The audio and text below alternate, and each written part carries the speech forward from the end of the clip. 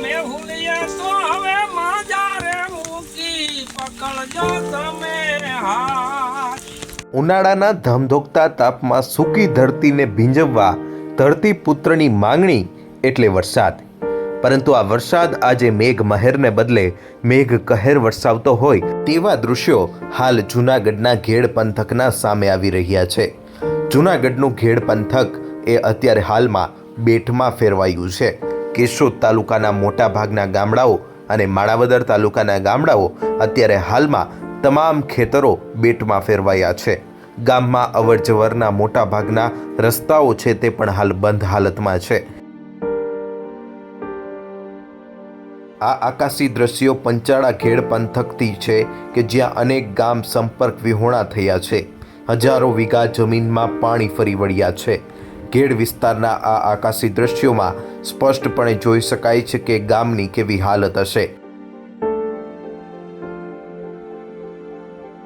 આ સ્થિતિ કોઈ એક ગામ પૂરતી મર્યાદિત નથી, પરંતુ જૂનાગઢના કેશોદ તાલુકાના મોટા ભાગના ઘેડ પંથક, આ સાથે સાથે જૂનાગઢના માણાવદર તાલુકાના પણ ઘેડ પંથકના ગામોની આ જ પરિસ્થિતિ છે।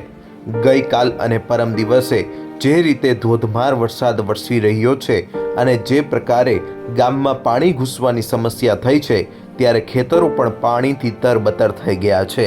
હજારો વીઘા જમીનનું અત્યારે ધોવાણ થઈ ચૂક્યું છે। ખેડૂતોના પાક છે તે નિષ્ફળ જઈ રહ્યા છે। હાલમાં ઘેડ પંથકમાં વાવણી કરવામાં આવી હતી તે તમામ વાવણી અત્યારે નષ્ટ થઈ ગઈ છે। કોઈ પણ રાહદારીને અત્યારે રસ્તો શોધવામાં પણ મુશ્કેલી પડે તે પ્રકારની પરિસ્થિતિ છે। ચાલીને પણ જઈ શકાય તેવી પરિસ્થિતિ નથી। ઘેડ પંથકની આવી હાલતથી મટિયાણાના સરપંચે દુહાગાઈ અને પ્રાર્થના કરી છે। ઘેડ પંથક જળબંબાકાર કરતા ખેડૂતોએ વરસાદને ખમૈયા કરવા પ્રાર્થના કરી છે અને ભગવાન શ્રી દ્વારકાધીશને પોકાર કર્યો છે। ઓઝત નદી ગાંડી તૂર બની છે અને અત્યારે હાલમાં ખેતરો છે તે બેટમાં ફેરવાયા છે। તેને લઈને ખેડૂતો મુશ્કેલીમાં મુકાયા છે।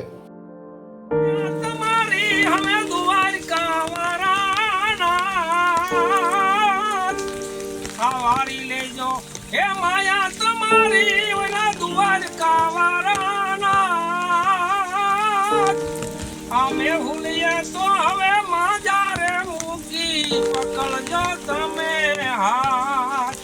અમે ભૂલીએ તો હવે માજારે મૂકી પકડજો તમે હાથ।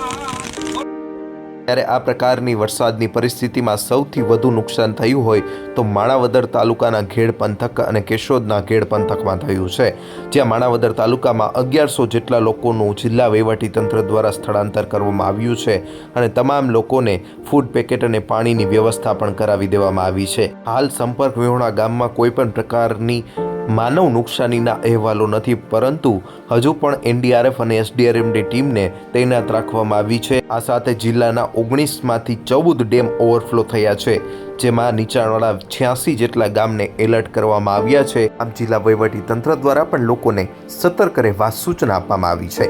આશિષ પરમાર, લોકલ 18, જૂનાગઢ।